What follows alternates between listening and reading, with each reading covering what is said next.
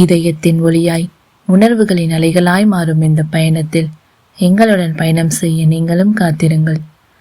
தங்கம் போல் துளங்கும் பெயர் காஞ்சனா. அவள் சுவாசம் கூட ஒரு கதை, அவள் நிசப்தம் கூட ஒரு ரகசியம்.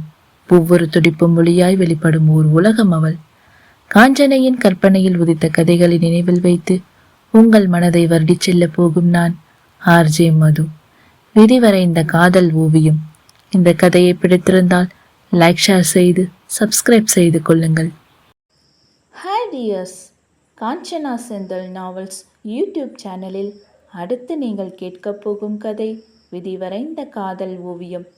மனதின் மென் உணர்வுகளின் குரலாக இக்கதையை வாசிக்கப் போகும் நான், உங்கள் ஆர்ஜே மது. விதிவரைந்த காதல் ஓவியம். இக்கதை காஞ்சனா செந்தில் யூடியூப் சேனலுக்காக எழுதப்பட்ட கதை. இதோ உங்களுக்காக கதையிலிருந்து சில துளிகள் கேட்கலாமா? ஒரே குடும்பத்தை சேர்ந்த அண்ணன் ருத்ரன், தம்பி கைலாஷ் இருவரும் பெற்றோர்களின் விருப்பத்திற்காக ஒரே குடும்பத்தை சேர்ந்த அக்கா தங்கையை திருமணம் செய்யும் சூழ்நிலை வருகிறது. ருத்ரன் அவர்கள் கிராமத்தை சேர்ந்தவர்கள் என்பதற்காக திருமணத்திற்கு சம்மதம் சொல்லாதவன் தன் தந்தையின் வற்புறுத்தலால் கடமையே என்று அந்த கிராமத்திற்கு செல்கிறான். ருத்ரன் செய்த காரியத்தால் இரு குடும்பத்திலும் பல குழப்பங்கள் வருகின்றன. பெண்களை பெற்றவர்கள் இந்த திருமணம் நடந்தாக வேண்டுமா என்ற மனநிலைக்கு தள்ளப்படுகின்றனர். அதையும் மீறி அவர்கள் திருமணம் நடக்குமா? பார்க்கலாம். காதல் 23. தேன்நிலவு கொண்டாடிவிட்டு ஊர் திரும்பிய 2 ஜோடிகளும் மீண்டும் இயல்பு வாழ்க்கைக்கு திரும்பினர். குழலி, மாமா, நான் இல்லாம உங்களுக்கு ரொம்ப போர் அடிக்குதா? நான் ஏற்கனவே சொன்ன மாதிரி கொஞ்ச நாளைக்கு வேலையை விட்டுடவா? இல்லடா அம்மோ, நீ வேலைக்கு போகணும். என்ன சாதிக்கணும்னு நினைக்கிறியோ சாதிக்கணும். அதுக்கு நான் உனக்கு உறுதுணையா இருப்பேன். ஞாயிற்றுக்கிழமை 2 பேருமே ஒன்னாதானே இருக்கோம், ஒன்னும் பிரச்சனை இல்லை என்று கண் சிமிட்டினான். அவனின் வார்த்தையில் உருகியவள் அவனை அணைத்து அவன் தாடையில் இதழ் பதித்து தேங்க்ஸ் மாமா என்றாள். ருத்ரன் ஆச்சரியத்துடன் தன் மனைவியை பார்த்தான். எத்தனை முறை தான் கேட்டும் ஒரு முறை கூட இதழ் ஒற்றல் கொடுக்காதவள் என்று மனம் இறங்கி செய்த காரியத்தில் உல்லாசமாக விசில் அடித்தவன். ஹே, இப்ப என்னடி செஞ்ச? நான் என்ன செஞ்சேன் என்று வெட்கத்தில் தலைகுடிந்தாள். தன் அவளை நிமிர்த்தியவன், அம்மோ ப்ளீஸ் டி, இன்னும் ஒரே ஒரு தடவை என்றவனின் வாயை மூடியவள், அதெல்லாம் முடியாது போங்க என்றவள் அங்கிருந்து ஓட அவளை பிடித்து இழுத்தவன் அவளை பேச விடாமல் அடுத்து நடக்க வேண்டியதை கவனித்தான். மதி சமையல் செய்வதில் கொஞ்சம் கொஞ்சமாக தேறி வந்தாள். கைலாஷ் அவள் சமையலை மிகவும் பாராட்டினான். அவள் செய்த ஒவ்வொன்றையும் அமிர்தமாக நினைத்து உண்டான். மதி தன் கணவனின் பாராட்டுதலில் குளிர்ந்து போனவள் அவனுக்கு யூடியூப் பார்த்து விதவிதமாக சமைத்து போட்டாள். சமையல் சுமாராக இருந்தாலும் தன் மகன் மனைவியை பாராட்டுவதை பார்த்த பெற்றோர்கள் தன் மகனை நினைத்து பெருமை கொண்டனர். ருத்ரன் ஒருவாய் வைத்தது முகம் சுளித்தவன், இன்னைக்கு யார் சமைச்சா? நான் தான் மாமா சமைச்சேன், நல்லா இருக்கா என்று அவளுடன் கேட்டாள் மதி. நினைச்சேன். உனக்கு ஏன் மதி தேவையில்லாத வேலை. இது என்ன குழம்பு முதல்ல சொல்லு. சாம்பார் மாமா. இதுக்கு பேர் சாம்பாரா? பச்சை தண்ணி மாதிரி இருக்கு என்றதும் முகம் சுணங்கியவள் சிரிக்க முயற்சி செய்து தோற்றாள். ஏன் மாமா, என்ன இப்படி சொல்றீங்க? உங்களுக்கு பிடிக்கலைனா இதை சாப்பிடுங்க என்று தன் சமைத்ததை பரிமாறினாள் குழலி. இதை முதல்ல செய்ய மாட்டியா என்று தன் மனைவியை அதட்டியவன் அவள் செய்த பாகற்காய் காரக்குழம்பை ருசித்து உண்டான். அம்மோ, செம்ம டேஸ்ட், தேன் மாதிரி இருக்கு காரக்குழம்பு. போதும் போதும் சாப்பிடுங்க. மதி, உன் தங்கச்சிக்கிட்ட சமைக்க கத்துக்கோ, இல்லையா சமைக்காத. கைலாஷ் அதுவரை அமைதியாக தன் மனைவியை பார்த்து கொண்டிருந்தவன் அவளின் முகமாற்றத்தை கண்டு கோபம் கொண்டான். ஹலோ, உனக்கு உன் பொண்டாட்டி வசதியா இருக்கலாம், அதுக்காக என் பொண்டாட்டியை மட்டம் தட்டி பேசாத என்று கத்தினான் கைலாஷ். என்னடா, உண்மையைத்தானே சொன்னேன், உனக்கே இவ்வளோ கோபம் வருது? மாமா ப்ளீஸ், தப்பு உங்க பேர்ல இருக்கு, கொஞ்சம் அமைதியா இருங்க என்ற குழலி. சாரி மாமா, அவருக்காக நான் மன்னிப்பு கேட்டுக்கிறேன். நீ ஏன் குழலி மன்னிப்பு கேட்குற? மதி அவளுக்கு தெரிஞ்சதை சமைக்கிறா. அண்ணா அதை புரிஞ்சுக்காம பேசவும் நானும் கோவப்பட்டுட்டேன். சாரி அண்ணா. சரி சரி விடுடா, நானும் கொஞ்சம் பொறுமையா சொல்லியிருக்கலாம். மதி, சாரிடா, நீ இன்னும் நல்லா சமைக்க கத்துக்கோ, சரியா? டேய் போதும் அடங்குங்கடா, அண்ணன் தம்பி ஓவரா அலப்பற பண்றீங்க என்ற மதியை அனைவரும் பேவென்று அதிர்ச்சியாகி பார்க்க ஈஸ்வரன் விழுந்து விழுந்து சிரித்தார். பாருங்க மாமா, ருத்ரன் மாமா திட்டினத நானே பெருசுபடுத்தல. என் தங்கச்சி இவரும் ஓவரா பேசுறாங்க. மாமாவுக்கு என்ன திட்ட உரிமை இல்லையா என்ன என அந்தர் பெல்ட்டி அடித்தாள் மதி. மாமா பாத்தீங்களா, நமக்கு இது தேவையா சொல்லுங்க?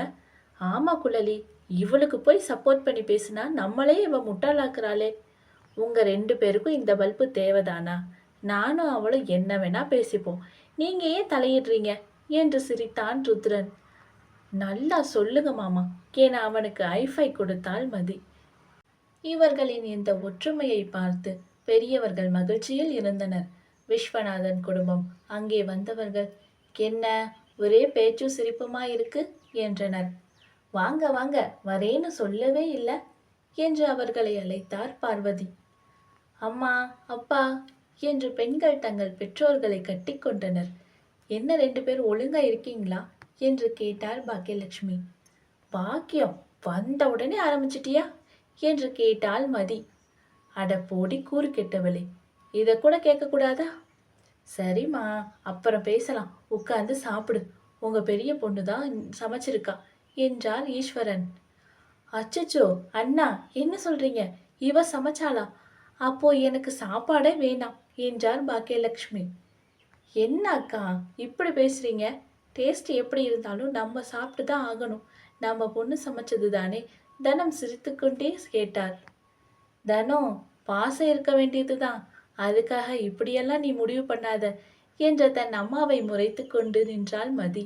உங்க 2 பேருக்கும் என் பொண்ணு சமையல் அவ்வளவு கேவலமா போச்சா என்ன என்ற சதாசிவம், அண்ணா நம்ம சாப்பிடலாம் வாங்க என்றார். ஆமா தம்பி, நாம சாப்பிடலாம். அம்மாடி மதி, எங்களுக்கும் எடுத்து வை, நாங்க சாப்பிட்றோம் என்றதும் மகளின் முகத்தில் அவ்வளவு மகிழ்ச்சி. அண்ணன் தம்பி இருவரும் சாப்பிட்டனர். மதி, குழம்பு சூப்பரா இருக்கு, கொஞ்சம் உப்பு போட்டு இருக்கலாம்டா. உப்பு கம்மியா இருந்தா என்ன அண்ணா, நாம போட்டு சாப்பிட்டுக்கலாம், நல்லா தானே இருக்கு என்றார் சதாசிவம். போன தடவை சாம்பார்ல உப்பு அதிகமாயிடுச்சுப்பா, அதனாலதான் உப்பு கம்மியா போட்டேன். உப்பு கம்மியா இருந்தா பிரச்சனை இல்லை, அதிகமா இருந்தாதான் யோசிக்கணும், விடுமா என்று இருவரும் பாராட்டு பத்திரம் வாசித்தனர். குழலி வைத்த குழம்பையும் ருசி பார்த்தவர்கள் வயிறார உண்டனர்.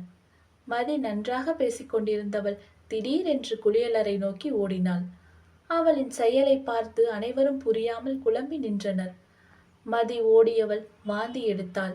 கைலாஷ் அவளை பின்தொடர்ந்து, நாங்களும் வருகிறோம் என்று எழுந்தவர்களை, நீங்க உட்காருங்க, நான் என்னன்னு பார்த்துட்டு வரேன் என்று அவளின் பின்னே ஓடினான். மதி வாந்தி எடுக்கவும் குழம்பி நின்றவன் அவளின் தலையை பிடித்தான். நிமிர்ந்தவளை வாய் கொப்பளிக்க வைத்து முகம் கழுவி விட்டவன் அவளை வெளியே அழைத்து வந்தான். என்னாச்சு மதி, சாப்பிட்டது ஏதாவது ஜீரணம் ஆகலையாமா? அதெல்லாம் எதுவும் இல்லை மாமா, ஒரு நிமிஷம் இருங்க என்றவள் காலண்டரை பார்த்து முகமலர்ந்தவள், மாமா எனக்கு சாப்பிட மாங்காய் வேண்டும் என்றாள். மாங்காவா? என்னடி சொல்ற? உனக்கு சாப்பிட மாங்காய் தான் கேட்க தோணுச்சா என்றவனுக்கு மின்னல் விட்ட, மதி நீ நீ உண்டாகி இருக்கியாடா என்று அவளாக கேட்டான். அப்படித்தான் நினைக்கிறேன் மாமா, நாள் தள்ளி போயிருக்கு என்றவளை அணைத்தவன் சிறிது நேரம் எதுவும் பேசாமல் இருக்க மதி அவனை நிமிர்ந்து பார்த்தவள், மாமா எது கலறீங்க? மதி ப்ளீஸ்டா, கொஞ்சம் அமைதியா இரு என்று மேலும் அவனை இறுக்கினான். மாமா வலிக்குது, விடுங்க என்றவளை பார்த்து, சாரி சாரி பாப்பா என்று விடுவித்தவன் அவளின் முக வடிவை அளந்தான். உங்களுக்கு சந்தோஷம் தானே மாமா? ரொம்ப சந்தோஷம்டி. சரிவா, நாம் ஹாஸ்பிட்டல் போயிட்டு வந்துடலாம். எதுக்கு ஹாஸ்பிட்டல் போகணும் என்று அனைவரும் அங்கே வந்தனர். இப்போ எதுக்காக எல்லாரும் இங்கே வந்தீங்க? நான் பார்த்துட்டு வரேன் தானே சொன்னேன். அதை விடுடா, எதுக்கு ஹாஸ்பிட்டல் போகணும்னு சொல்லுடா என்று பார்வதி கேட்டார். அம்மா அது வந்து என்று தயங்கினான் கைலாஷ். பெண்களின் அவனின் தயக்கத்தை வைத்து புரிந்து கொண்டவர்கள் அனைவரையும் வெளியே அனுப்பினர். என்னாச்சு பார்வதி, இப்போ எதுக்கு எல்லாரையும் வெளியே போக சொல்ற என்று கேட்டார் ஈஸ்வரன். ஏங்க ஒரு 5 நிமிஷம் பொறுங்களே, நானே சொல்றேன். அப்படியா, சரி எல்லாரும் வாங்க போகலாம். கைலாஷ், ஆ சரி, நீங்க எல்லாம் போங்க, நான்லாம் வரமாட்டேன், இங்கேயே இருக்கேன் என்றவனை பார்வதி அதட்ட, ஈஸ்வரன் அவனை வெளியே அழைத்து சென்றார். நான் இங்கே இருக்கேன் என்ற குழலியை ருத்ரன் தூக்கி சென்றான். அச்சோ, நீங்க திருந்தவே மாட்டீங்களா? அம்மா அப்பா வந்திருக்காங்க, விடுங்க. அவனிடம் இருந்து விடுபட்டவள் அவனை முறைத்து கொண்டே நின்றாள். விடுமா, கல்யாணத்துக்கு முன்னாடியே மாப்பிள்ளை உன்னை கீழே விட மாட்டாரு, இப்ப சொல்லவா வேணும் என்று சதாசிவம் சிரிக்க அனைவரும் சிரித்தனர். ருத்ரன் அசடு வழிந்து நிற்க குழலி தன்னை மீறி சிரித்தாள்.